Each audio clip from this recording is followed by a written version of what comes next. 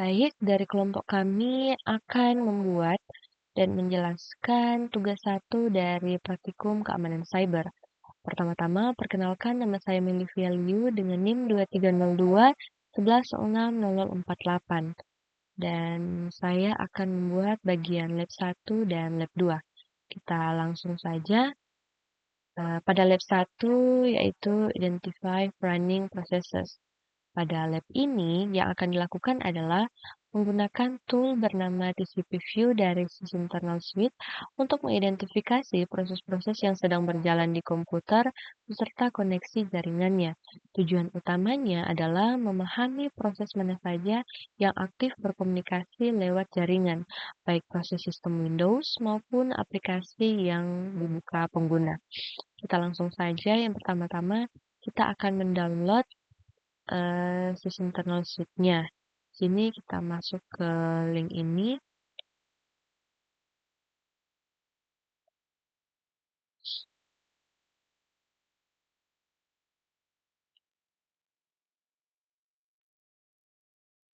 Setelah kita masuk ke halaman resmi Microsoft Learn. Lalu ini yang akan kita unduh yaitu System Internal Suite-nya. Tapi sebelumnya saya telah mengunduhnya. Ini dia file zip-nya dan saya telah mengekstraknya. Jadi kita langsung saja ke langkah selanjutnya, yaitu kita akan menjalankan TCP view-nya. Di sini kita akan buka folder yang telah kita ekstrak tadi. Lalu di dalam folder ini kita akan cari file bernama TCP view X. Ini dia, kita buka saja.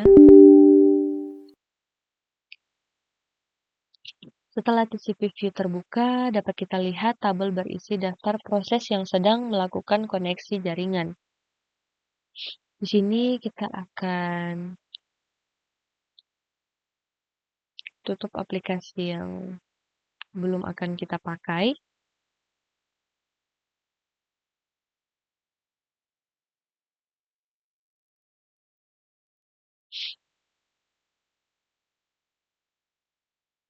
Di sini kita menutup aplikasi yang belum kita pakai agar yang terlihat di TCP view hanya proses-proses sistem Windows saja. Kita langsung saja ke langkah yang selanjutnya, yaitu eksplorasi LSASS-X. Pada tabel TCP view ini, kita akan mencari baris bernama LSASS-X.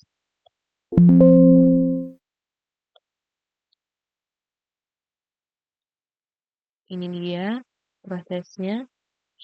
Di sini kita akan melihat jendela propertiesnya. Ini dia. Di sini akan muncul informasi mendetail tentang proses tersebut. Pertanyaannya, apa itu LSASS-X dan di folder mana lokasinya? LSASS-X adalah Local Security Authority Subsystem Service, yaitu proses Windows yang bertugas menangani autentikasi login, verifikasi password, dan menegakkan kebijakan keamanan sistem. Dan untuk lokasi filenya berada pada folder ini, dapat kita lihat.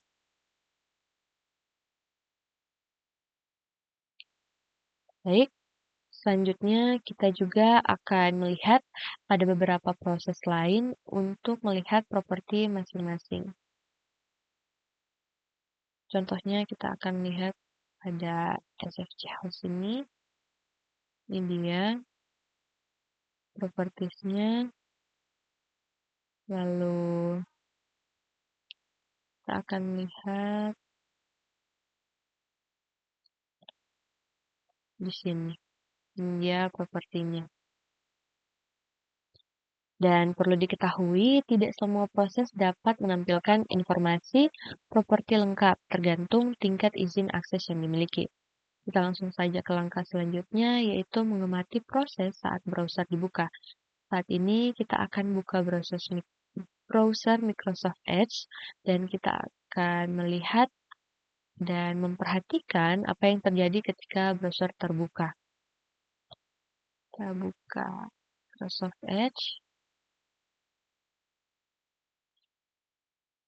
Di sini, apa yang terjadi di CCP View setelah browser dibuka dapat kita lihat tadi bahwa muncul banyak baris baru yang berkedip warna hijau sekilas. Warna hijau ini menandakan koneksi baru sedang dibuat. Proses yang muncul bernama Microsoft Edge X ini. Dan jumlahnya bertambah cukup banyak karena browser modern membuka banyak koneksi paralel ke berbagai server untuk memuat halaman web.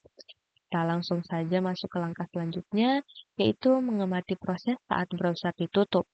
Sekarang kita akan menutup browsernya dan kita akan memperhatikan kembali apa yang terjadi pada TCP View.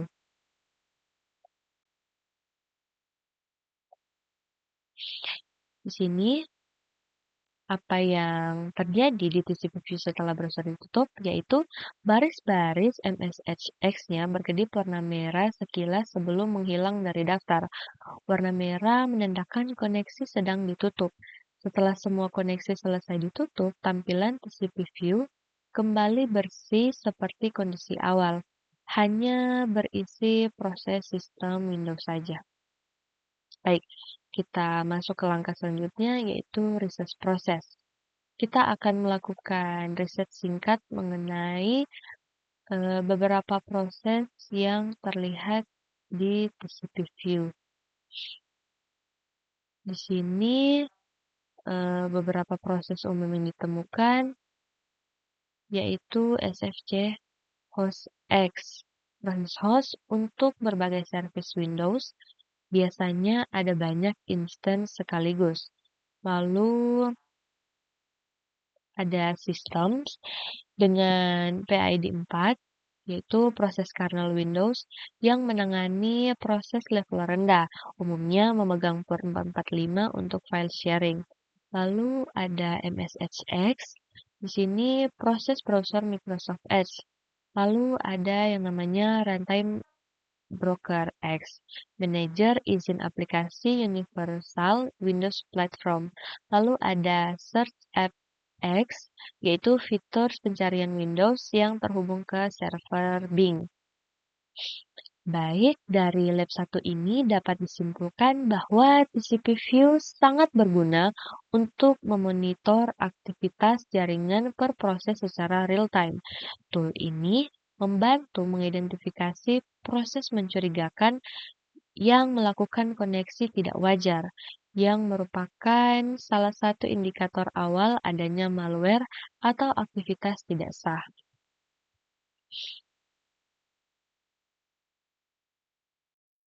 Baik, selanjutnya lab yang kedua yaitu processes, threads, handlers, dan registry. Lab yang kedua ini melanjutkan eksplorasi sysinternals suite, kali ini menggunakan proses explorer. Ada 3 bagian utama yang akan dibahas. Yang pertama, eksplorasi proses, lalu eksplorasi thread dan handle, serta eksplorasi Windows registry. Tujuannya adalah memahami struktur proses Windows secara lebih mendalam dan bagaimana registry menyimpan konfigurasi aplikasi. Kita langsung saja masuk pada yang pertama, yaitu exploring processes. Di sini langkah yang pertama kita akan membuka proses explorer. Di sini kita masuk ke folder sysinternal suite-nya, lalu kita mencari file yang bernama prosx atau process explorer. Ini dia, kita buka, lalu kita jalankan. Di sini kita akan menerima lisensi agreement-nya, jadi kita agree. Baik, setelah terbuka dapat kita lihat bahwa proses Explorer menampilkan daftar proses dalam bentuk struktur pohon atau tree view.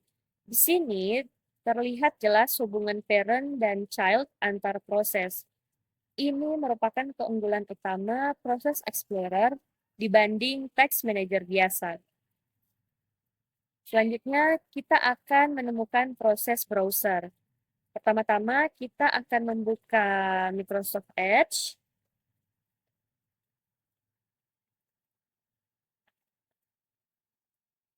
Lalu di sini kita kembali kepada proses Explorer. Di sini pada toolbar-nya dapat kita lihat ada icon berbentuk target. yang bernama Find Windows Process. Sini kita klik dan tahan, lalu kita drag ke jendela Microsoft Edge. Lalu selanjutnya kita perhatikan bahwa pada proses Explorer otomatis akan scroll dan meng-highlight baris MS Edge-nya atau Microsoft Edge-nya pada daftar proses. Selanjutnya kita akan coba mengakhiri prosesnya dengan cara kill proses. Ini kita kill proses. Oke. Kita amati apa yang terjadi. Sini jendela browser langsung tertutup paksa tanpa melalui proses shutdown normal. Ketika browser dibuka kembali, biasanya muncul notifikasi untuk memulihkan tab yang terbuka sebelumnya, karena proses tidak sempat menyimpan sesi dengan baik. Selanjutnya kita akan membuka command prompt.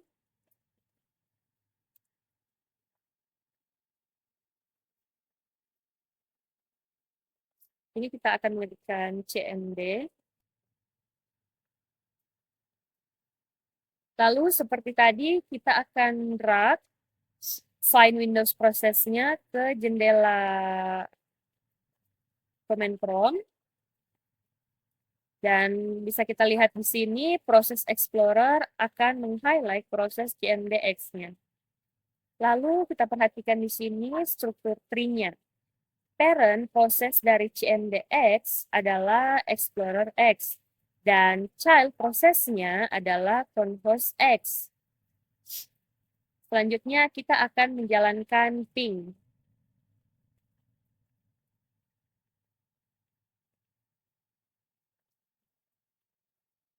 Sini kita akan menjalankan perintah ping www.google.com.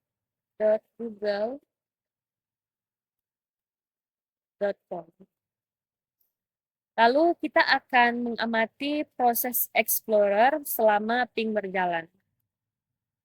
Kita perhatikan di sini. Apa yang terjadi selama proses ping berlangsung? Dapat kita lihat tadi, baris CMDX di proses Explorer berubah warna menjadi pink atau merah muda sesaat, yang menandakan adanya aktivitas pada proses tersebut. Kolom CPU menunjukkan peningkatan kecil dan I/O juga menunjukkan perubahan karena ping mengirim dan menerima paket ICMP. Setelah 4 paket selesai dikirim, proses kembali ke kondisi idle. Selanjutnya di sini kita akan mengecek conhost X-nya di virus total. Di sini kita akan mengeceknya, kita klik kanan, lalu kita klik yang cek virus total.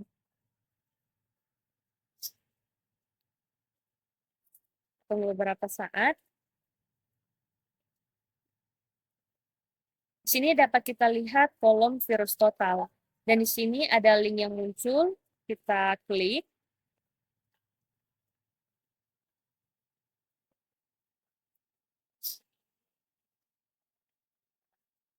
Di sini browser menampilkan hasil scan virus total.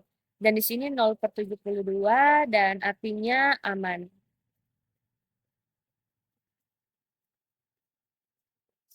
Selanjutnya kita akan mengakhiri atau meng-kill parent proses. Di sini kita akan kill CMDX-nya.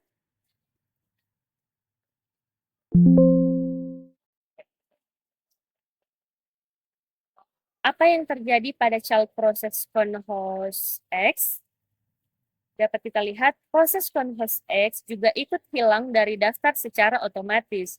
Ini terjadi karena conhost X adalah child process yang bergantung pada parent-nya, yaitu CMDX. Ketika parent dihentikan, child process yang di-host olehnya sudah ikut berakhir. Baik, kita masuk pada bagian yang kedua, yaitu exploring threads and handlers. Yang pertama-tama, kita akan membuka command prompt yang baru.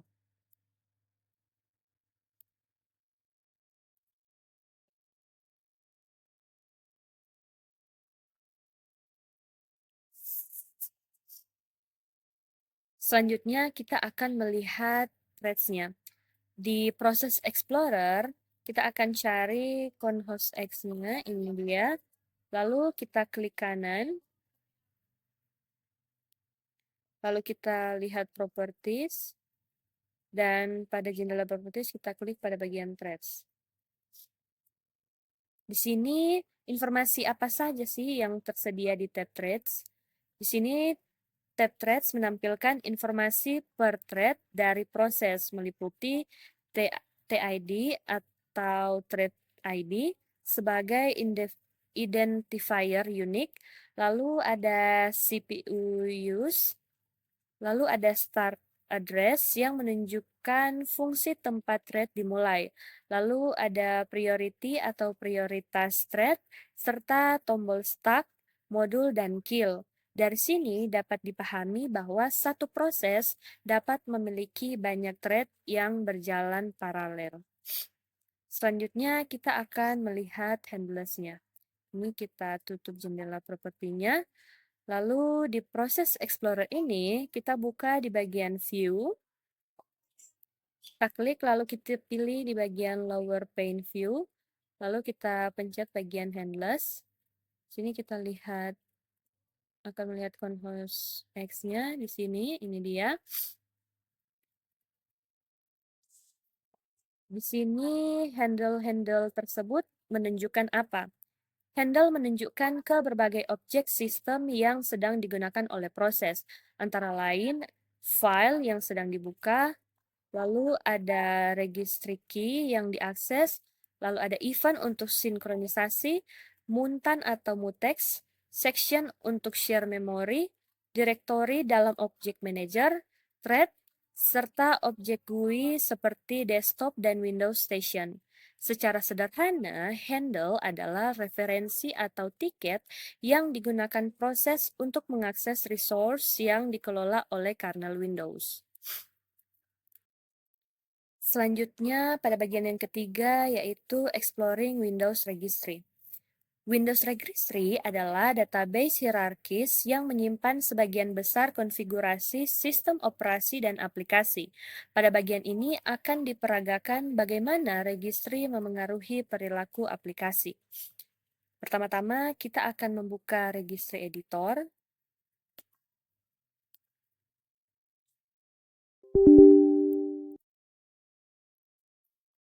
Registry Editor memiliki 5 HIF utama di level paling atas. Yang pertama ada HKey class root, menyimpan informasi file extension, association, dan registered application.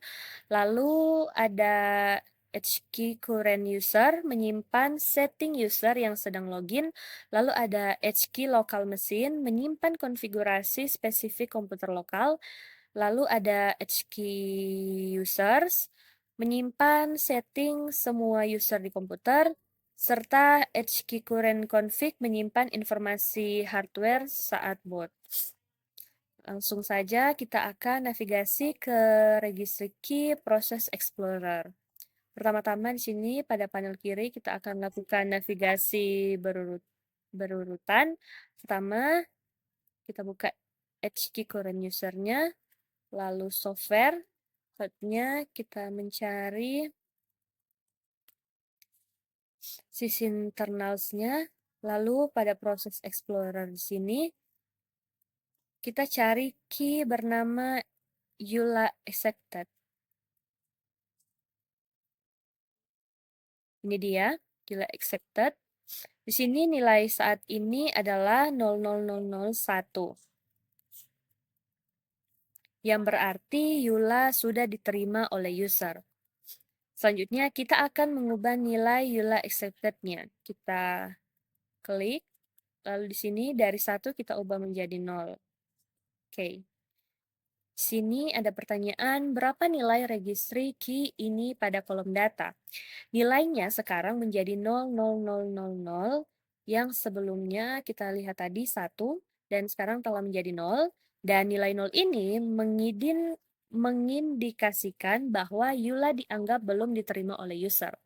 Selanjutnya kita akan membuka kembali proses Explorer. Kita akan tutup proses Explorer. Lalu kita akan buka kembali.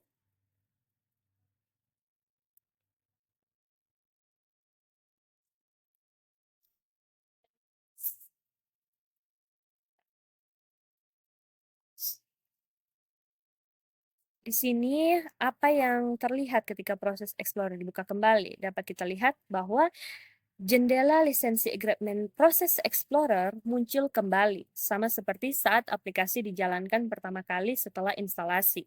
Hal ini membuktikan bahwa aplikasi membaca nilai registry saat startup untuk menentukan apakah EULA sudah diterima atau belum.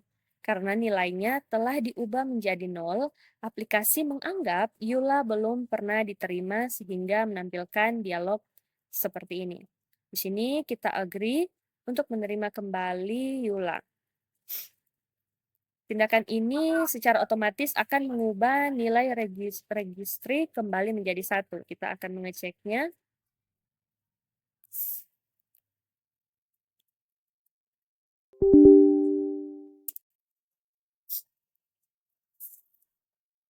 Sini kita cari Yula accepted-nya.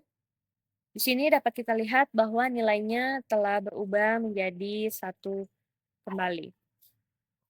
Baik, dari lab 2 ini terlihat bagaimana proses Explorer memberikan visibilitas yang jauh lebih detail terhadap proses Windows dibandingkan Text Manager, termasuk hubungan parent-child, thread, dan handle. Selain itu, eksperimen dengan registry menunjukkan bahwa konfigurasi aplikasi disimpan secara persisten di registry dan dapat dimanipulasi. Pemahaman ini penting dalam konteks keamanan, karena banyak malware memanfaatkan registry untuk persistence mechanisms. Selanjutnya akan dilanjutkan oleh teman saya. Ini selanjutnya di lab 3. Namun sebelum lanjut, perkenalkan nama saya Andrew Everoniel Tondang dengan NIM 230211006077. Oke, jadi tujuan di lab 3 ini saya akan membuat akun user baru, memodifikasi, serta memahami sistem hard access. Oke, langsung saja. Pertama-tama kita pergi ke control panel, kemudian kita masuk ke user account, manage another account, kemudian kita add a new user. Nah, tinggal kita add account aja. Tunggu sebentar.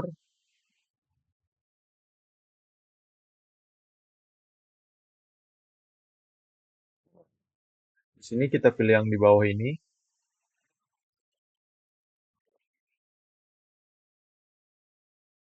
Kemudian kita pilih yang ini agar tidak menggunakan akun Microsoft. Langsung saja di sini kita isi namanya. Jadi user 1, kemudian passwordnya, kemudian security question.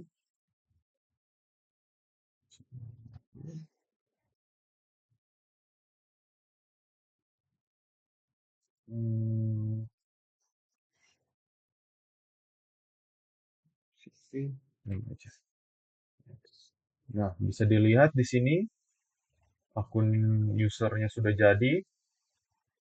Kemudian di sini terdapat pertanyaan, eh, tipe akun apa yang dibuat barusan. Oke, jadi bisa dilihat di sini akun yang baru saja dibuat adalah akun standar. Coba kita cek. Ini bisa dilihat yang baru saja dibuat itu adalah akun standar dan bukan akun administrator. Kemudian di sini tertulis kita harus login masuk ke akun user 1 ini. Oke, caranya pertama-tama kita ke Windows, pencet profil user yang sekarang, kemudian kita sign out. Oke.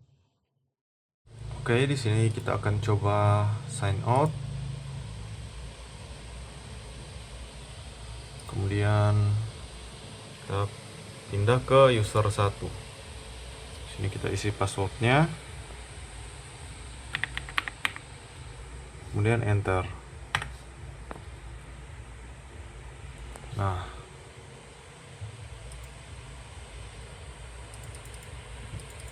sebentar.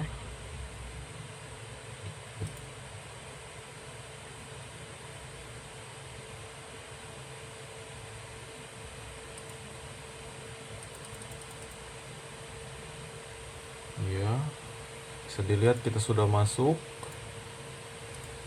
Ya, itu bisa dilihat kita masuk sebagai user 1. Oke. Oke, kita sudah berhasil login ke akun user 1 tadi yang baru saja kita buat. Di sini bisa dilihat. Kemudian kita disuruh buka file explorer, kemudian ke file user. Nah, kemudian kita disuruh melihat properti dan security dari user 1. Akun user yang baru saja kita buat. Security, thanks. Di sini kita disuruh lihat apa saja yang memiliki akses full control. Sini bisa dilihat yang mendapatkan akses full control di sini ada sistem, administrator Vbook Pro 14 dan S inilah pokoknya. Kemudian kita disuruh mengakses file admin dari user 1 ini yang sebagai akun user yang standar. Kita coba. Ya, di sini kelihatan you don't currently have permission to access this folder. Ini terjadi karena kita hanya menggunakan akun user standar, bukan akun administrator. Jadi kita nggak bisa login ke akun user admin. Terkecuali dari user tersebut mengizinkan untuk kita masuk ke folder user tersebut. Oke. Kemudian di sini kita disuruh logout kembali ke user administrator. Oke, langsung saja kita logout di sini. Oke, kita sudah kembali lagi ke akun yang pertama tadi yang memiliki akses admin. Sini kita kembali ke file manager dan membuka user tadi di sini yang tadi ya. Sini kita disuruh buka file admin. Coba kita buka yang user tadi ya.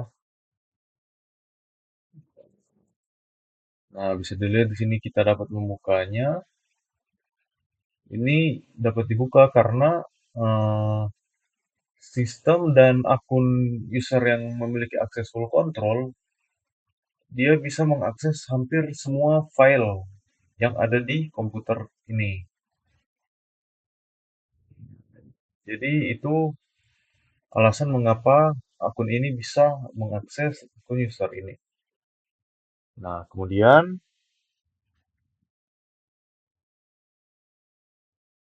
ya. Kemudian kita disuruh buka control panel,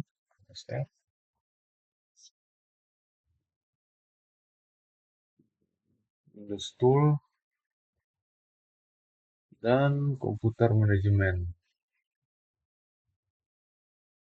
Nah, perlu diketahui kalau di modul source-nya di sini terdapat yang namanya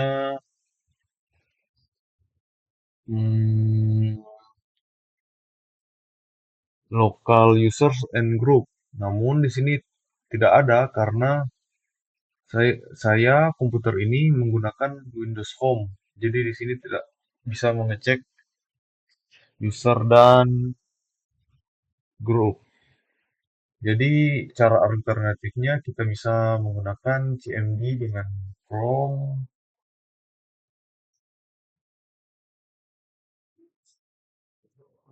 Ah, sini dengan ini user. Di sini bisa dilihat user mana saja yang administrator dan mana yang guest atau tamu. Oke, kemudian di sini apa? Nah, kita disuruh mengecek user satu ini anggota grup apa saja. Oke, kalau cara mengeceknya di CMD, kita langsung ketikkan saja net user, nama nama usernya, user satu. Nah, sini bisa dilihat grup yang user satu yang ada di user satu itu ini hanya itu saja. Oke, kemudian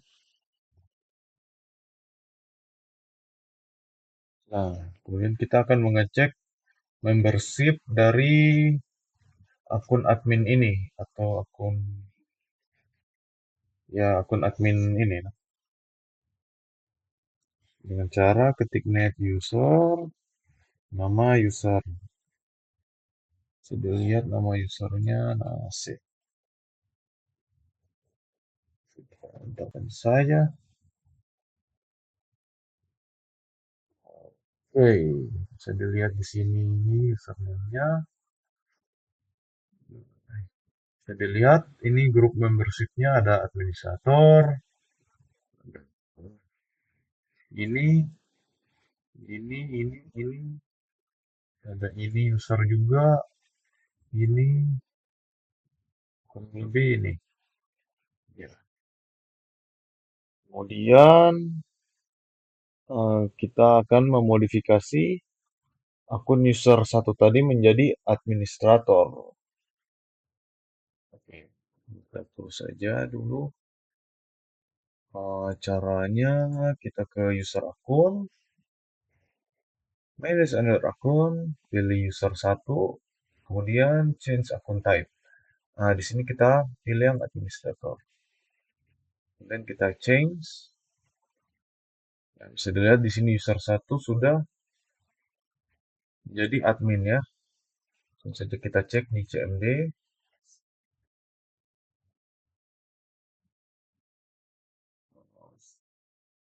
Ini user satu.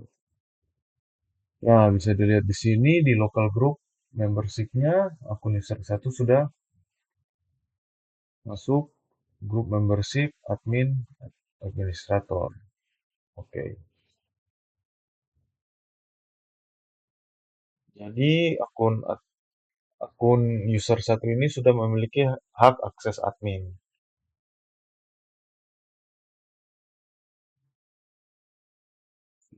Oke.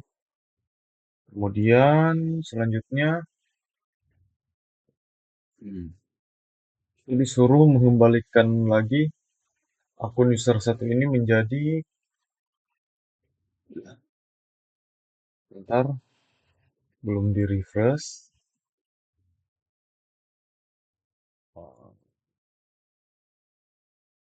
Nah, kita akan mengubah akun user satu ini menjadi akun standar lagi. Dengan cara kita standarkan, sudah default ke standar, kemudian kita change akun type. Nah, sudah lihat di sini, sudah menjadi akun standar lagi. Kita cek langsung di CMD. Nah,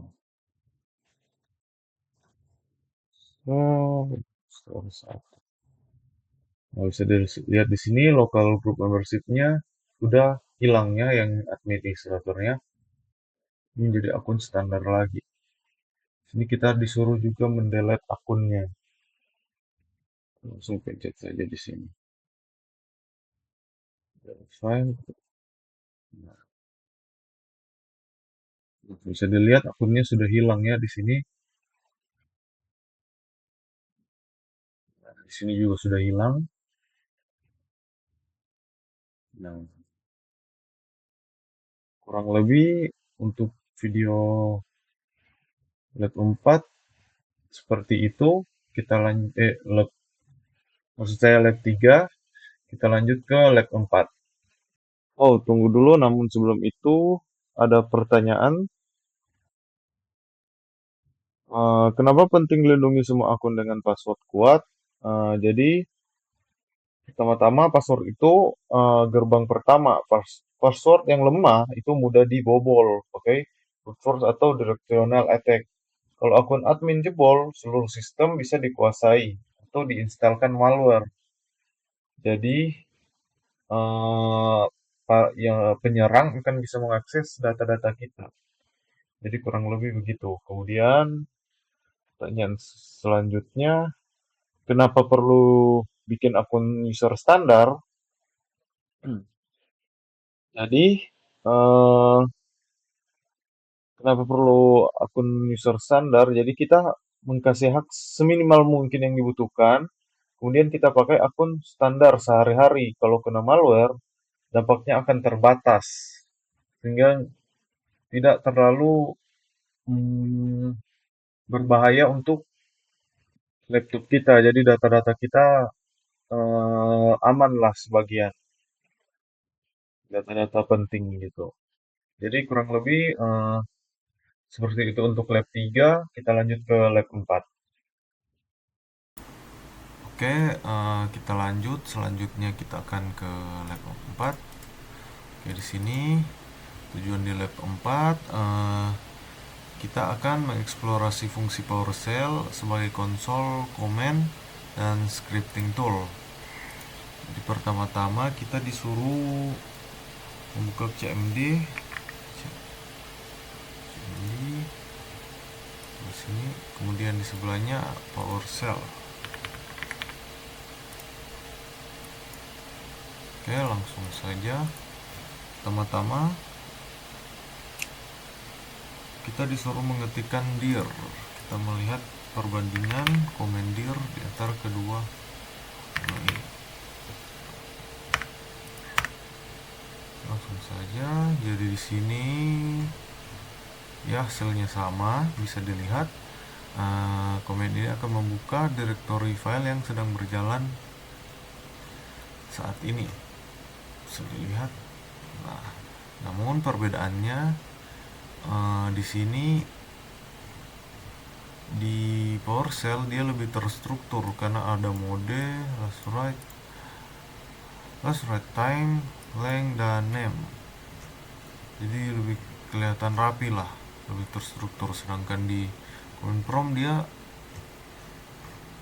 kelihatan lebih klasik karena ya hanya menampilkan ini waktu dan hanya menampilkan waktu, sehingga perbedaannya ya di PowerShell terlihat lebih terstruktur saja. Kemudian kita lanjut, kita disuruh coba komen lain. Di sini kita coba ping.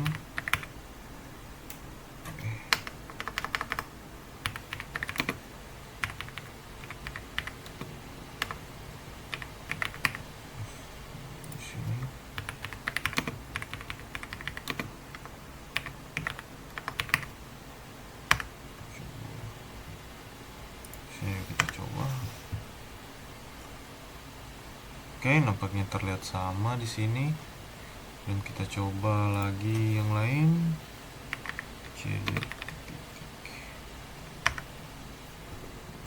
Kita berhasil keluar satu file ke belakang, keluar dari file nase. Coba lagi di sini apakah sama? Bisa dilihat di sini sama. Coba masuk saja lagi.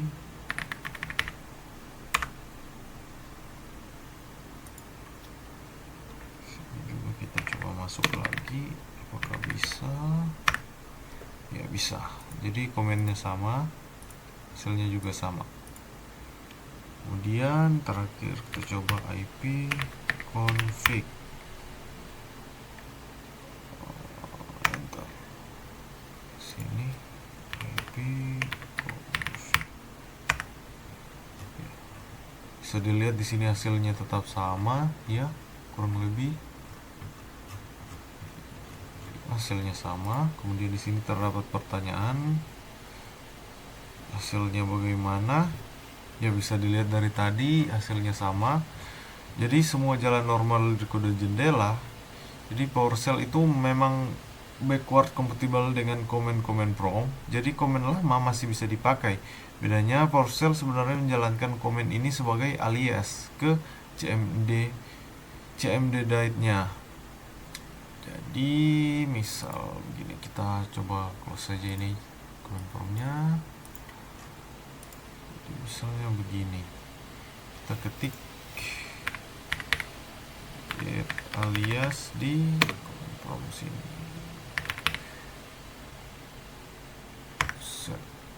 Nah, bisa dilihat di sini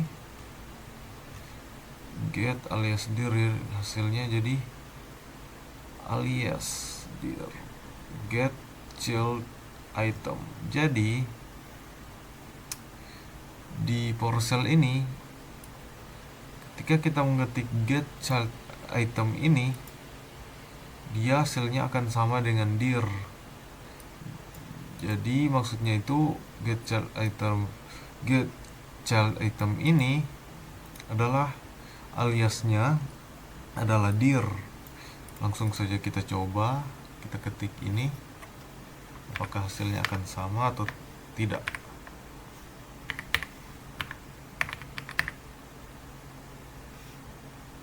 Sebentar.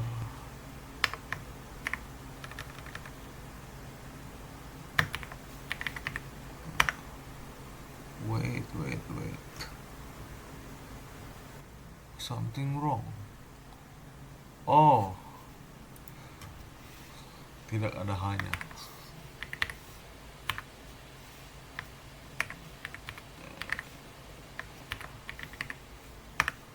Nah, bisa dilihat hasilnya akan sama seperti kalau kita mengetik dir. Nah, karena dir ini adalah alias dari kata ini, komen ini. Oke.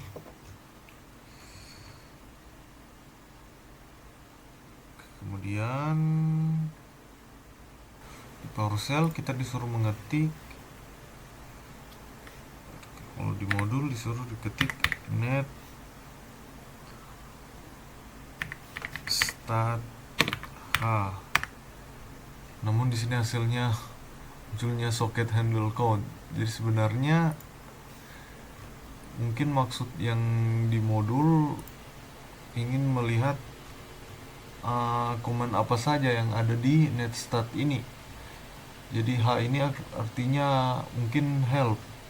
Namun kalau di Windows mungkin komennya itu netstat tanya. Nah, ini. Nah, bisa dilihat kelihatannya komen apa saja yang bisa kita pakai di netstat ini, komen ini. Oke. Jadi kemudian selanjutnya di sini ditulis kita suruh mengetik ini R. Ya, jadi di sini netstat R. Nah, untuk lihat routing tabelnya.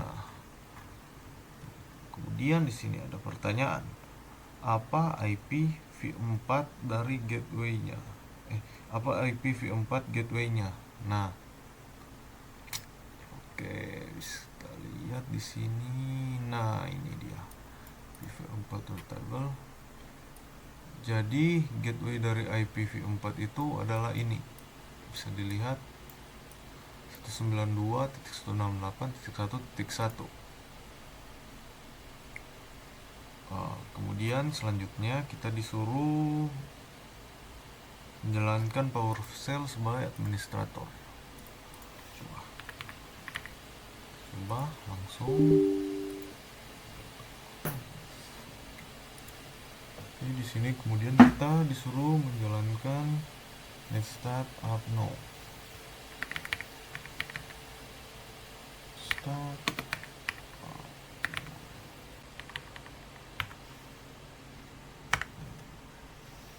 Nah, kemudian setelah itu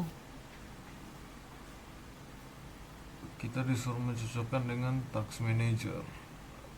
Kemudian pilih satu bit dari hasil Netstat dan kita cocokkan di Task Manager. Oke.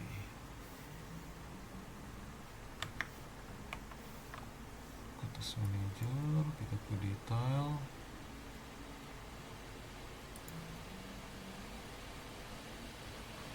Oke, kita tunggu.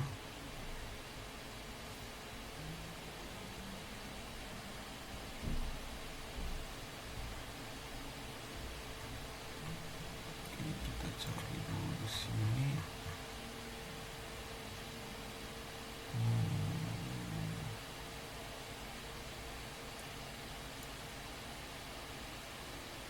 Tiga dua satu enam.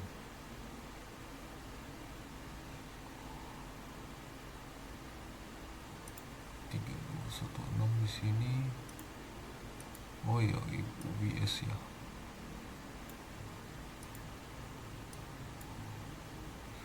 Bisa dilihat di sini ada ya 16. Oke. Jadi di sini ada pertanyaan, info apa yang didapat dari tab details dan property. Dari tab details dan property ini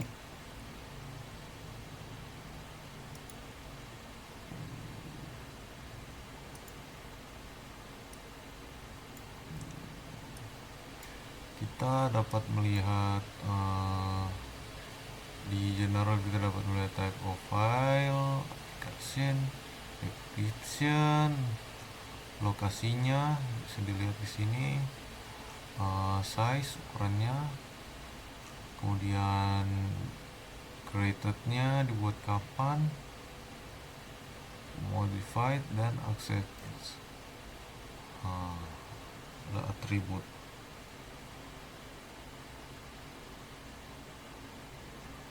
Kemudian sebelum itu di detail, di task manager di detail ini kita ada nama, ada PID, ada status, username, CPU dan lain-lain ini. Kemudian oke. Selanjutnya kita akan membersihkan recycle bin menggunakan PowerShell. Oke. Pertama kita coba recycle bin. Bisa dilihat di sini ada file-file sampah ya. Kita buka lagi PowerShell-nya.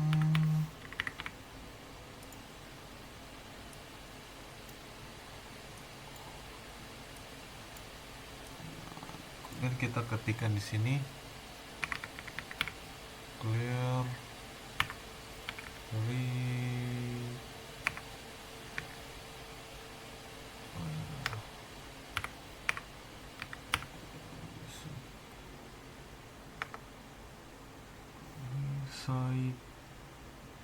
recycle bin. Kita coba enter.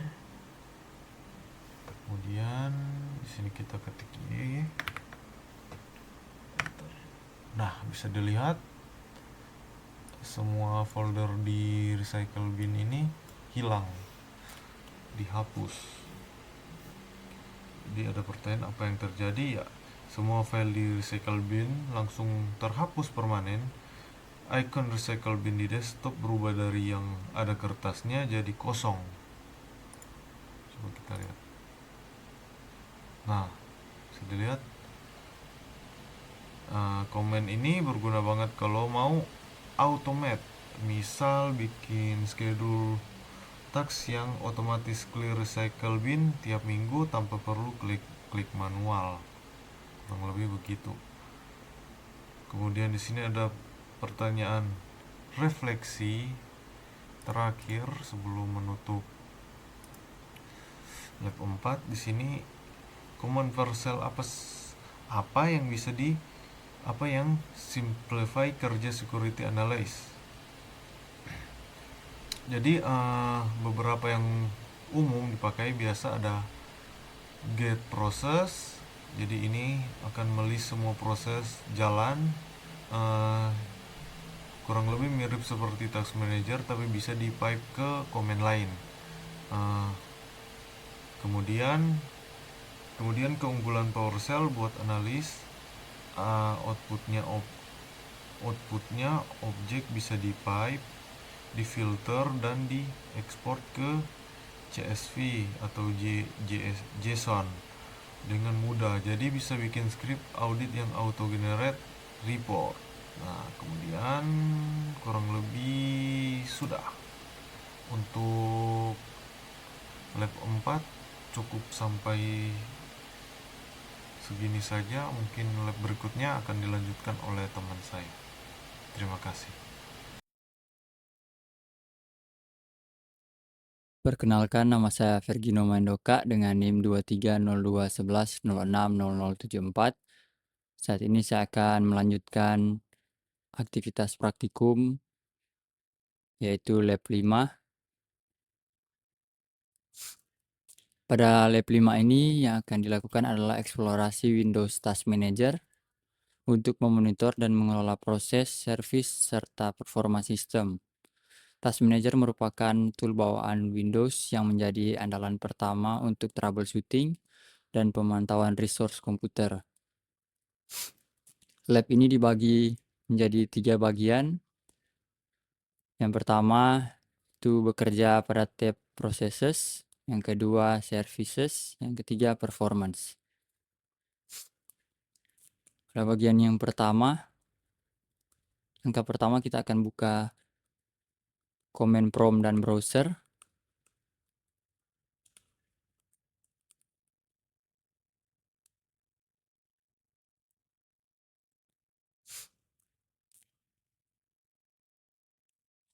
Dua aplikasi ini akan dijadikan bahan pengamatan di Task Manager. Selanjutnya, kita buka Task Manager dengan Ctrl Shift Escape.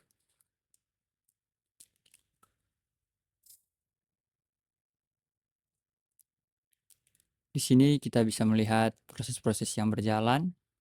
Pada tab Processes, kita akan mencari command bernama Windows Command Processor, yaitu yang ini.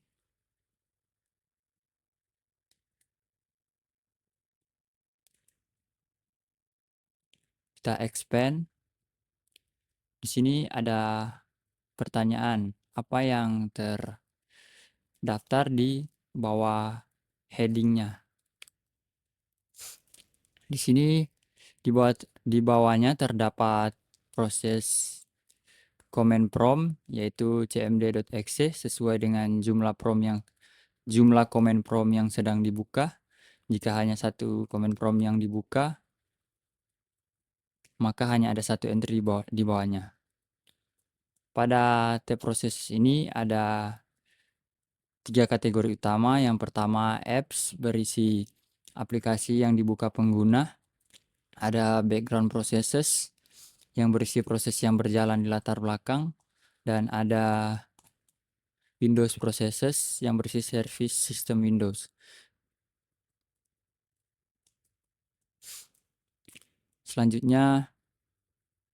Langkah selanjutnya memeriksa konsol Windows host.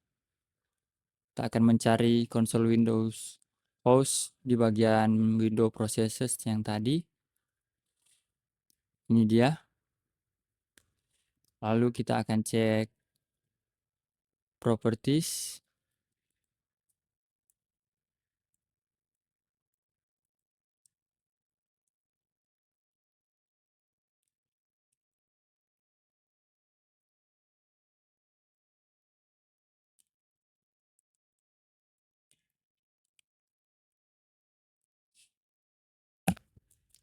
ada pertanyaan di mana lokasi file ini.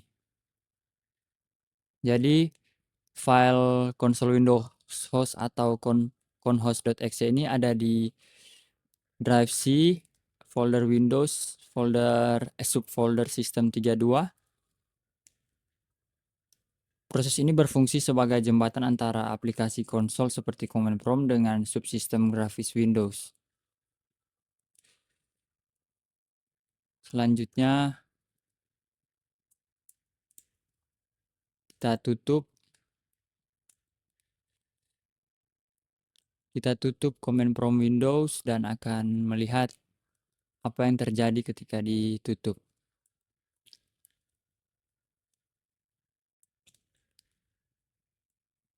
Di sini dapat dilihat bahwa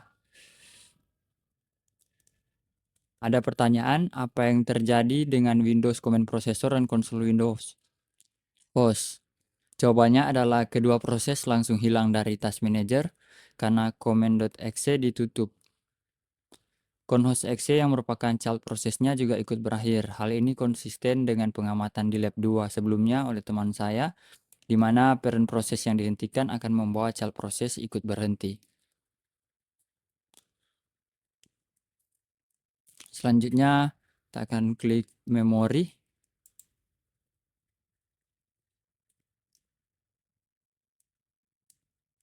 Lalu klik lagi.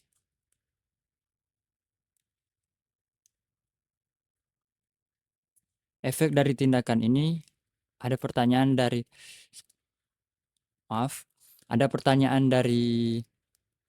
soal di sini, apa efek dari klik kolom ini? Klik pertama kita mengurutkan data dari yang terbesar ke yang terkecil atau descending. Klik kedua untuk membalikan urutannya menjadi dari yang terkecil ke yang terbesar. Selanjutnya, klik kanan pada kolom memori.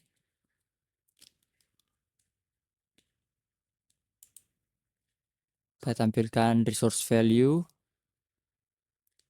memori, lalu persen. Di sini ditanyakan apa yang terjadi pada memori kolom. Efeknya adalah nilai yang tadinya ditampilkan dalam megabyte sekarang berubah menjadi persentase dari total RAM yang tersedia. Dengan begitu lebih mudah melihat proses mana yang mengkonsumsi memori secara relatif terhadap kapasitas total. Pertanyaan selanjutnya, bagaimana ini bisa berguna? Tampilan presentasi membantu penilaian yang lebih akurat pada komputer dengan kapasitas RAM berbeda. Sebagai contoh, aplikasi yang menggunakan 500 MB hanya setara 3% pada komputer dengan RAM 16 GB, tetapi menjadi 12% pada komputer dengan RAM 4 GB. Tampilan persen memudahkan identifikasi aplikasi yang berat, terutama saat melakukan troubleshooting komputer yang lambat.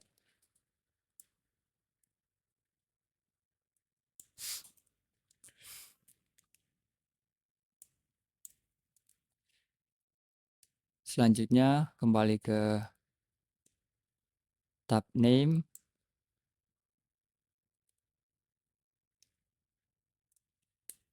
Di sini ada pertanyaan, klik 2 kali dan lihat apa yang terjadi. Jadi dari pertanyaan apa yang terjadi ketika klik 2 kali, ketika kita klik 2 kali akan expand proses yang sedang diklik. Jendela Microsoft Edge langsung expand. Di sini menunjukkan child prosesnya ada browser, GPU proses, tab, new tab, dan utility. Selanjutnya kita akan coba end task dan akan melihat apa yang akan terjadi pada browser Edge-nya.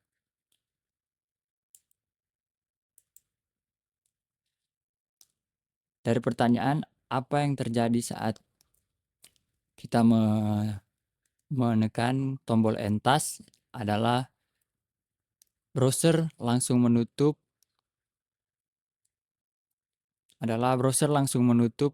secara paksa karena fungsi entas pada Task Manager bekerja serupa dengan kill proses pada proses Explorer, menghentikan aplikasi tanpa melalui proses shutdown yang normal.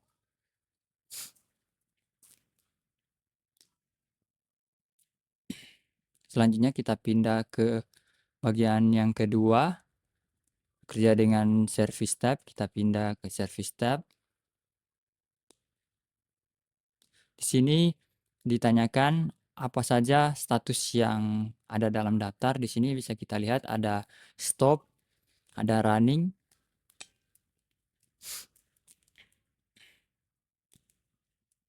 yaitu running untuk service yang sedang aktif berjalan dan stop untuk service yang terpasang tapi tidak sedang berjalan.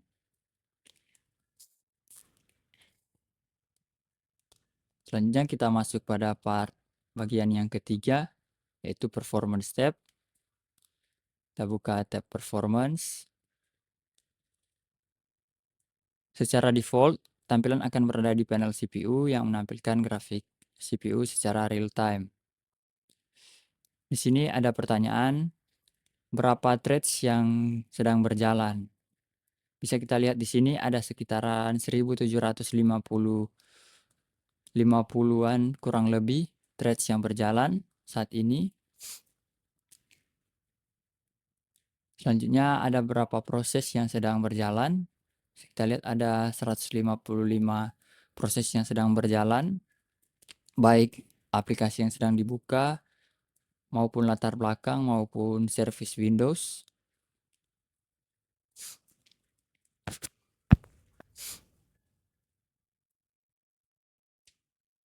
Selanjutnya klik memori.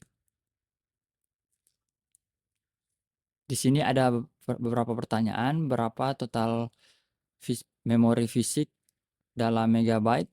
Di sini bisa dilihat terdapat jumlah memori fisik sebesar 16 GB, yaitu jika dikonversikan ke megabyte sekitaran 16 sekian megabyte, 16.000 sekian megabyte.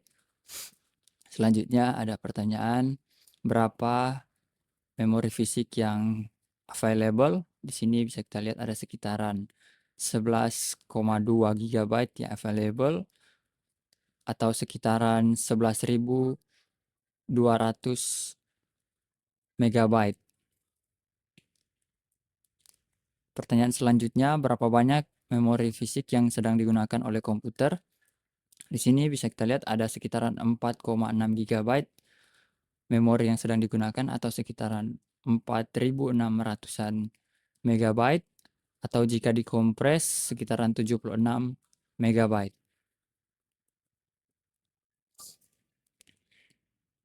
Selanjutnya bagian Ethernet atau biasa dibilang di sini WiFi.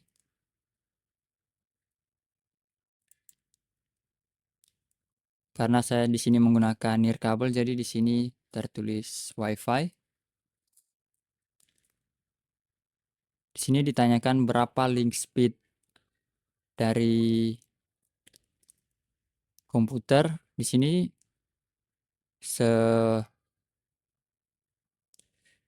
sini bisa kita lihat dari spesifikasinya, link speed ada di sekitaran 1 GB atau 1 GB per second atau sekitaran 100 Mbps. Di sini ditanyakan pertanyaan selanjutnya, apa alamat IP versi 4 dari PC ini? Bisa kita lihat di sini alamatnya 192.168.19.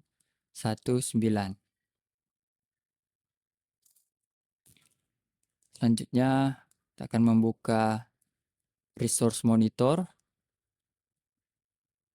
Pada bagian bawah tab performance.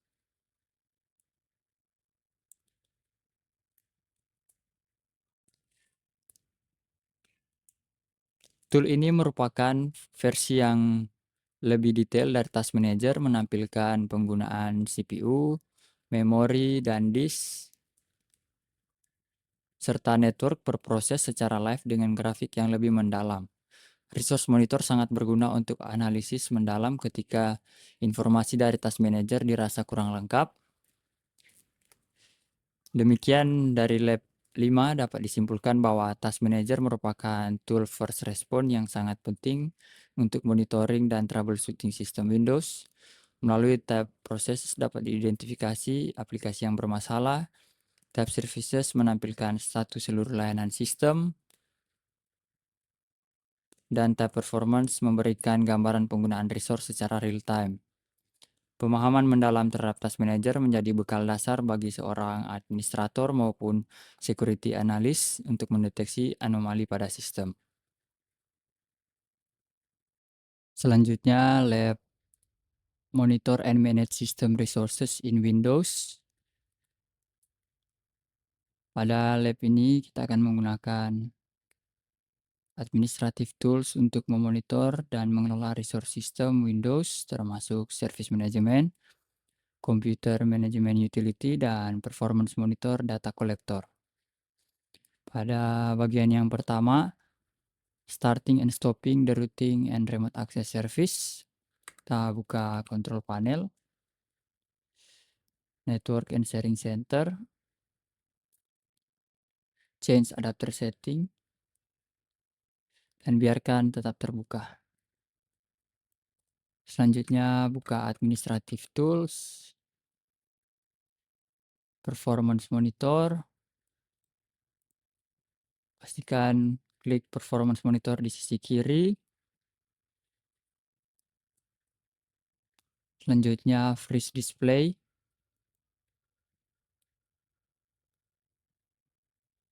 Klik kanan dan clear untuk membersihkan rekaman. Sebagai informasi, freeze display tadi untuk menghentikan rekaman yang ada.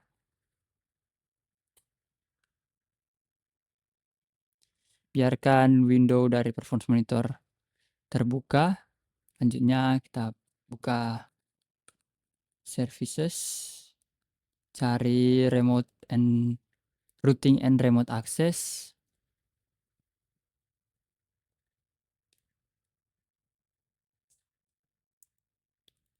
Buka Properties. Sini ubah startup type dari disable menjadi manual. Apply. Di sini start button aktif. Tapi biarkan dulu seperti itu dan pindah ke Performance Monitor. Klik Unfreeze Display. Lalu kembali lagi ke Services dan klik Start.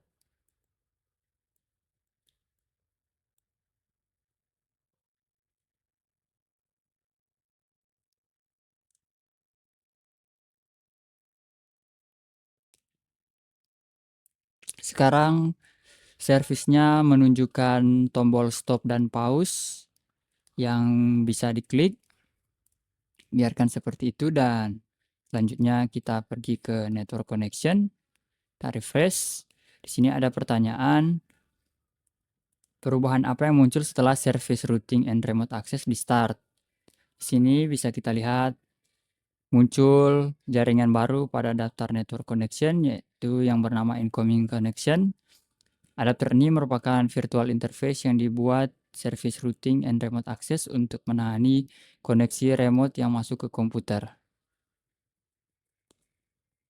Selanjutnya kita kembali ke Service, kita klik Stop.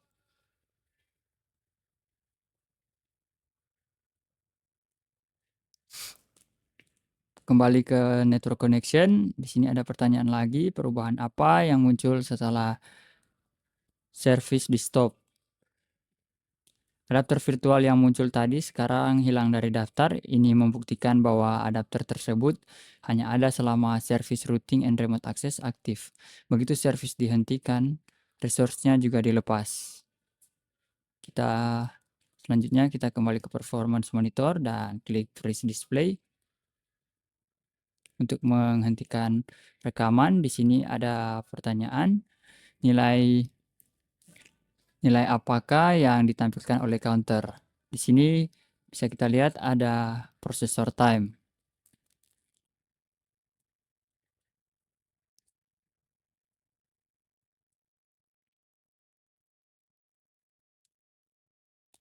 Koreksi di sini pertanyaannya adalah counter yang mana yang paling banyak terekam di dalam grafik. Di sini bisa kita lihat bahwa yang paling banyak terekam adalah processor time.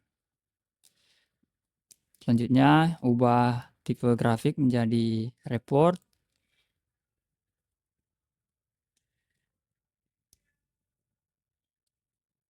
Di sini ada pertanyaan nilai apa yang ditampilkan oleh counter. Di sini ditampilkan nilai total sebesar sekian oleh processor time counter. Selanjutnya ke service, kembalikan startup type jadi disable, klik apply dan oke.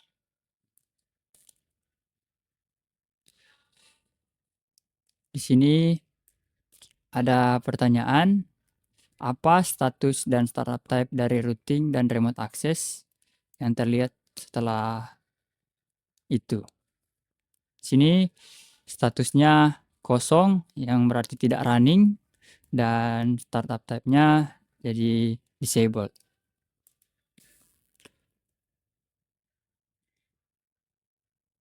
Selanjutnya kita kembali ke performance monitor, klik unfreeze display,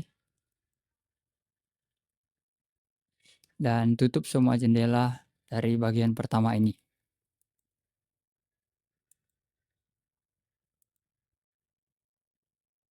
Selanjutnya, bagian working in the computer management utility. Computer management digunakan untuk mengelola lokal dan lokal atau remote computer. Alat ini memiliki utility yang dikelompokkan dalam 3 kategori: system tools, storage, services, and application. Kita buka control panel, computer management.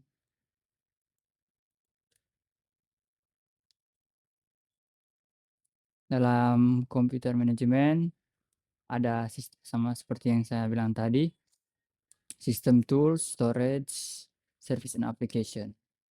Expand system tools-nya, lalu expand event viewer, lalu expand Windows log, lalu pilih system.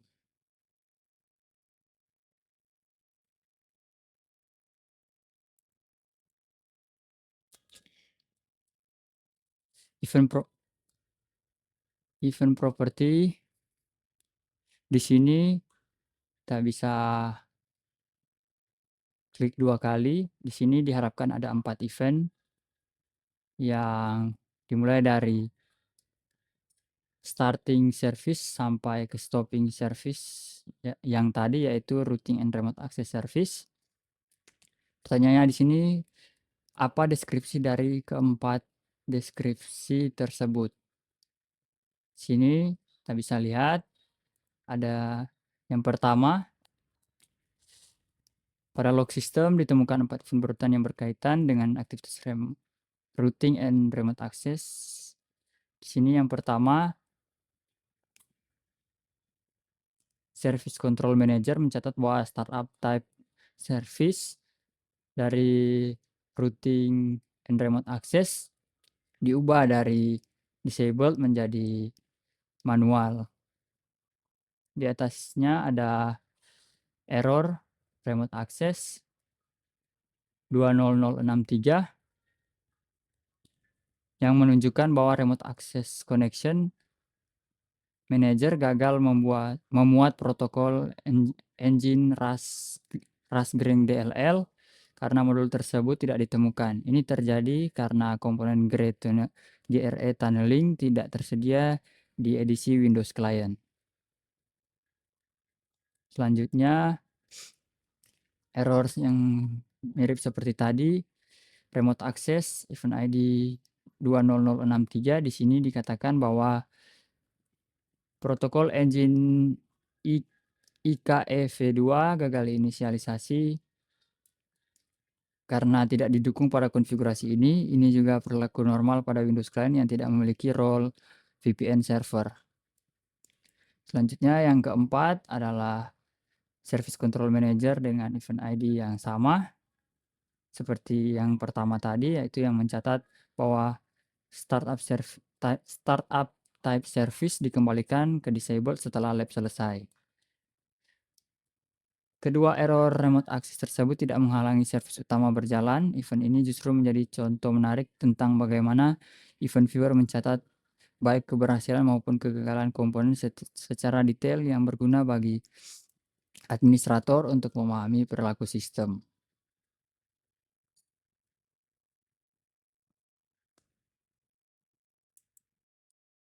Selanjutnya, pada bagian yang ketiga, configuring administrative tools.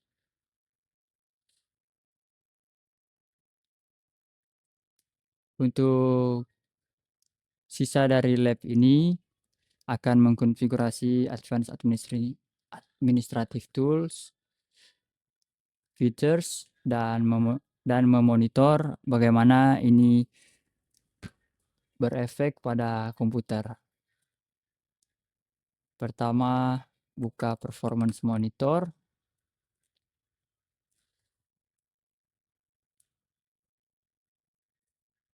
Buka data collector set, user define, klik kanan, new data collector set.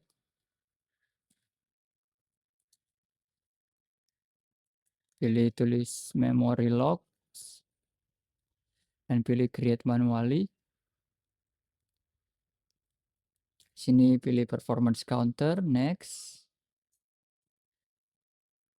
Nah, di sini klik add.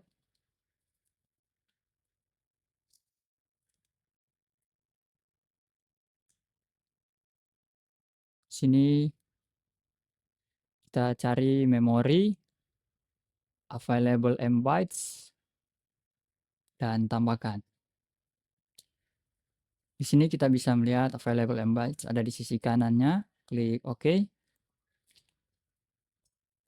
Ubah sampel interval menjadi 4 dalam detik. Klik next. Tempat menyimpan, kita klik browse, pilih drive C, lalu perflogs.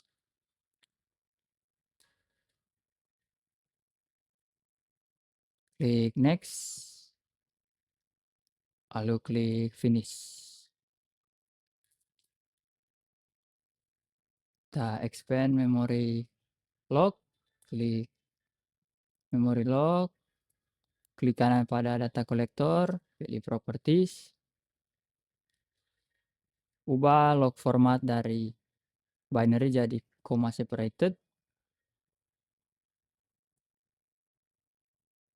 klik file tab. Di sini ada pertanyaan, apa nama full path dari file contoh? Di sini bisa kita lihat ada C perflog dengan nama PC dan timestamp serta file data collector 01 CSV atau comma separated. Klik apply. Oke.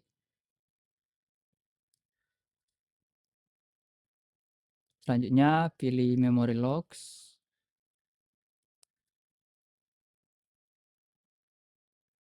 Klik panah hijau untuk memulai data collector set.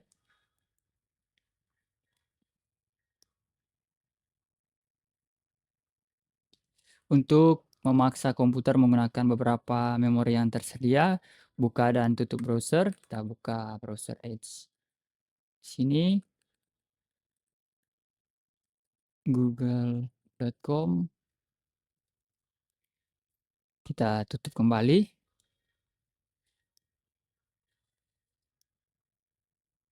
Lalu klik kotak hitam untuk menghentikan data collector set. Di sini ada Pertanyaan, perubahan apa yang terjadi pada ikon memory locks? Di sini panah hijau kecil pada ikon memory locks hilang, ikonnya kembali ke tampilan normal, menandakan data collection sudah berhenti dan file CSV sudah siap dibaca. Selanjutnya buka komputer, drive C, cari perflogs. Di sini bisa kita lihat ada folder bernama nama PC dan timestamp. Klik, kita buka filenya.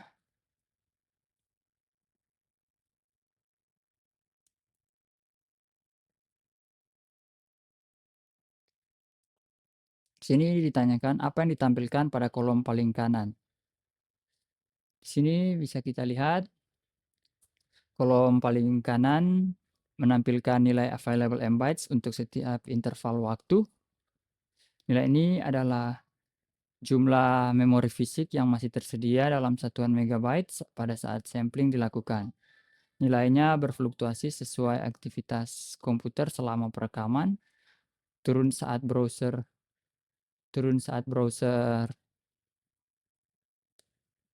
dibuka, naik saat browser ditutup.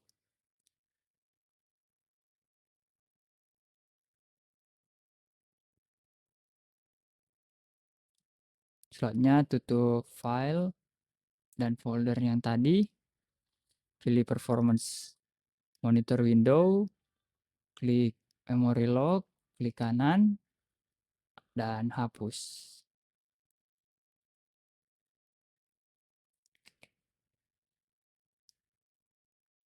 Selanjutnya buka penyimpanan yang tadi di C, perflog, sini klik kanan, dan hapus.